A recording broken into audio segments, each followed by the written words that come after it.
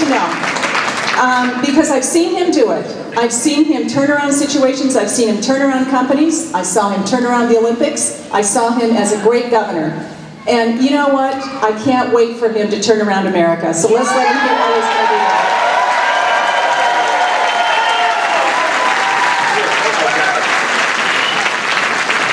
Oh, I've got glitter in my hair. That's not all that's in my hair, I'll tell you that.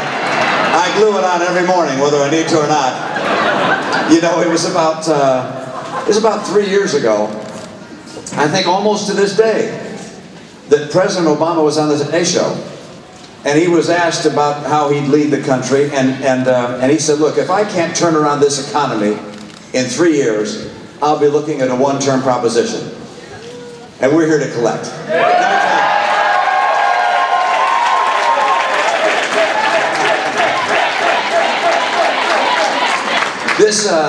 This last, well, almost a year as I've gone across the country, has been encouraging and exciting as I've met the people of America and learned of their confidence and patriotism and ability.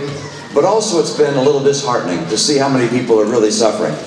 When I was in Florida, I met a man and his son, and they were fearful that their home was going to be foreclosed that day, and his wife was about to have a baby. She was due that very day.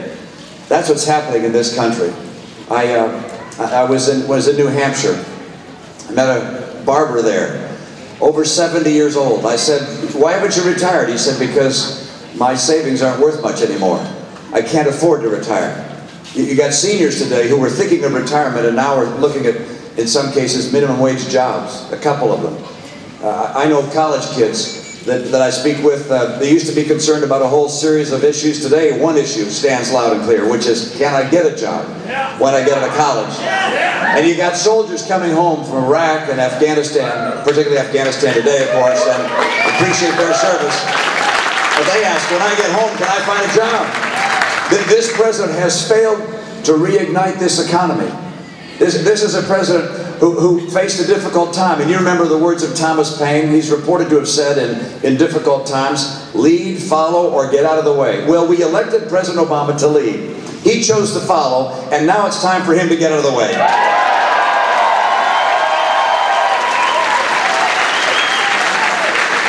We need leadership. We need leadership in this country, and we don't have it now in our president. I've had the experience of leading. I didn't spend my life as a legislator in Washington. I spent my career in the real world, in business. I got the chance to lead one business and then to start another.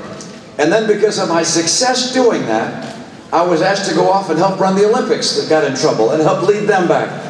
And then after that was over, some friends of mine encouraged me to come back and help lead my state out of difficult times. I have had the experience of leadership, and I will use that experience to get America on track, because America finally needs a leader who understands how the economy works and how to get it to work for the American people.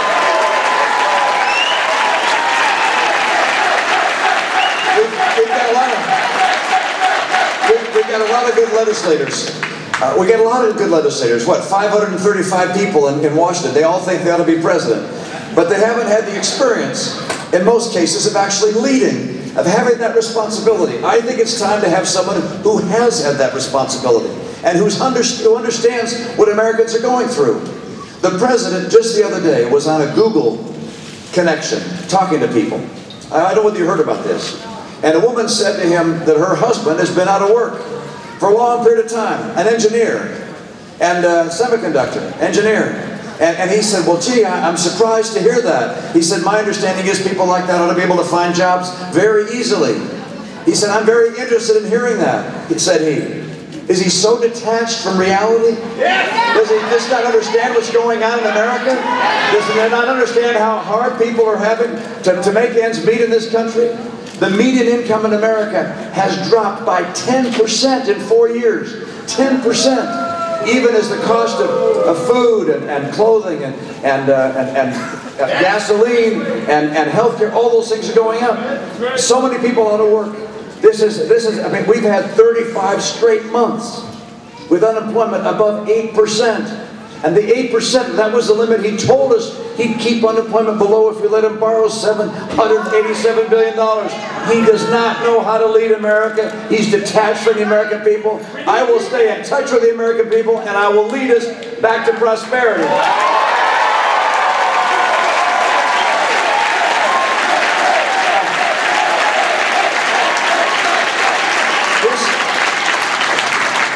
This is an election, in my view, that's more than just replacing President Obama.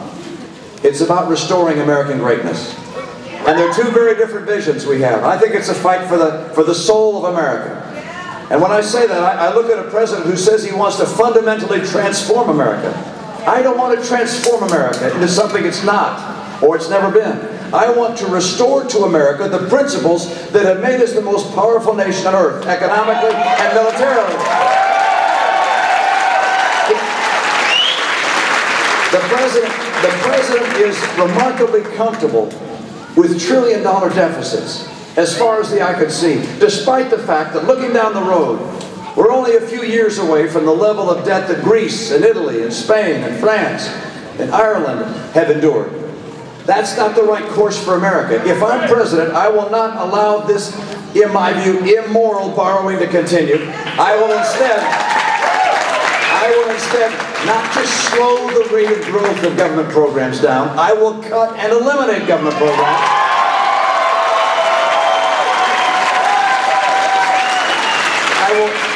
I will not just freeze the amount of federal spending, I will in fact bring down the percentage of federal spending as a percentage of our economy and finally balance the U.S. budget. I'll get that job done. On the issue that's so personal to us, our health care, the president seems to think that a series of federal bureaucrats should step in and tell us what kind of health care we can have. If I'm president, I will repeal Obamacare and get it done on day one.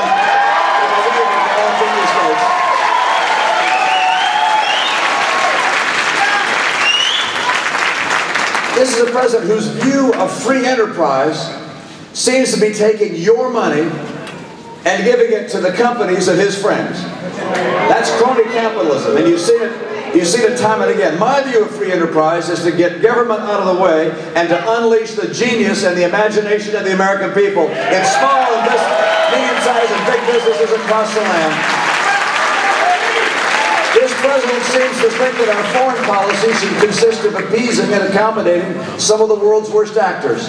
I instead will stand up for American values around the world and make sure that we lock arms with our friends. They will know that America is a friend you can count on in good times and bad. This president seems to feel that we should cut our military. He's prepared to cut our military by about $500 billion. He's already proposed that, more cuts to come.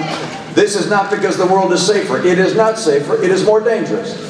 Do you realize that the number of ships in our Navy now is smaller than any time since 1917? Our Air Force is smaller and older than any time since it was founded in 1947. Our troops are, of course, extended. They had multiple rotations in the conflicts in Iraq and in Afghanistan. My view is this. We should rebuild our Navy, modernize our Air Force, bring 100,000 new troops into our military, and finally give our veterans the care they deserve.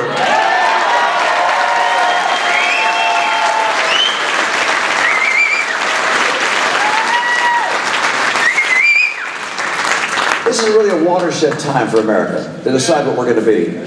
And I believe the American people want to have a president who understands how the economy works, who understands how people are suffering right now, and will use every ounce of his energy and passion to get Americans back to work with good jobs and rising incomes. In my view, it's time for us to bring a new definition to hope. Hope should mean a good job and a good paycheck, not just a faded word and an old bumper sticker.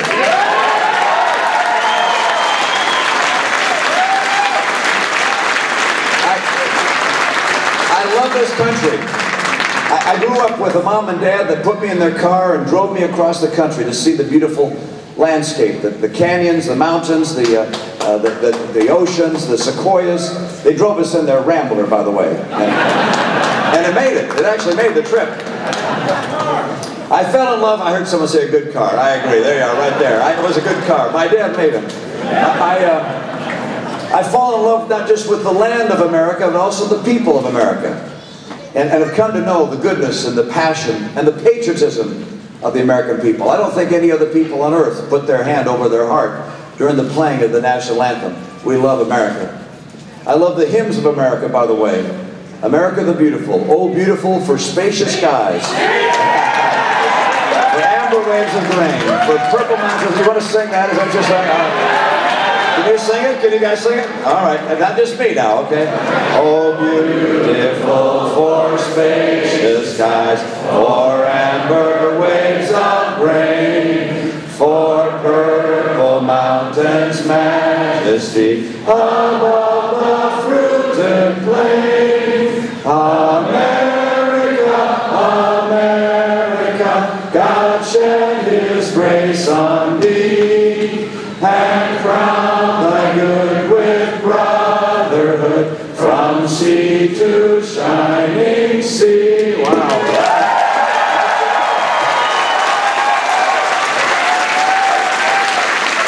That's the second time I've done that,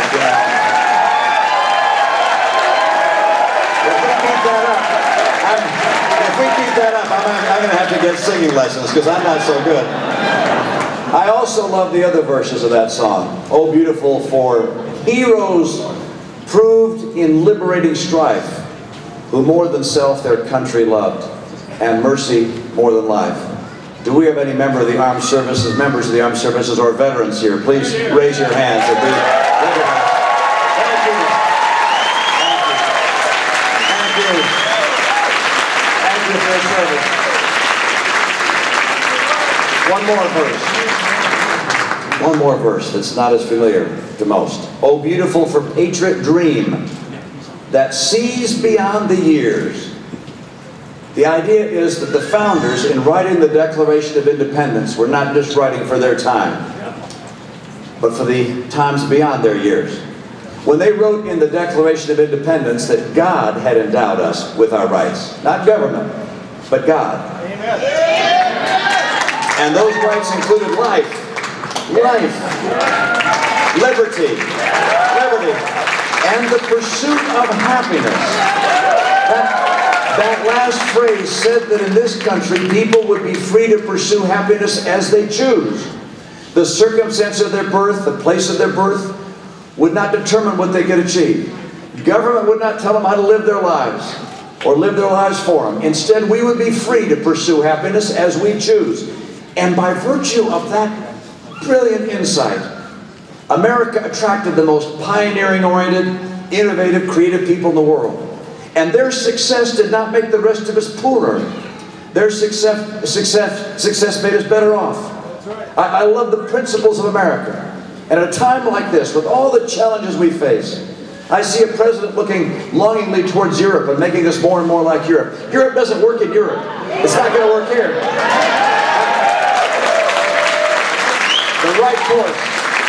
The right course is to restore the values that made America the hope of the earth.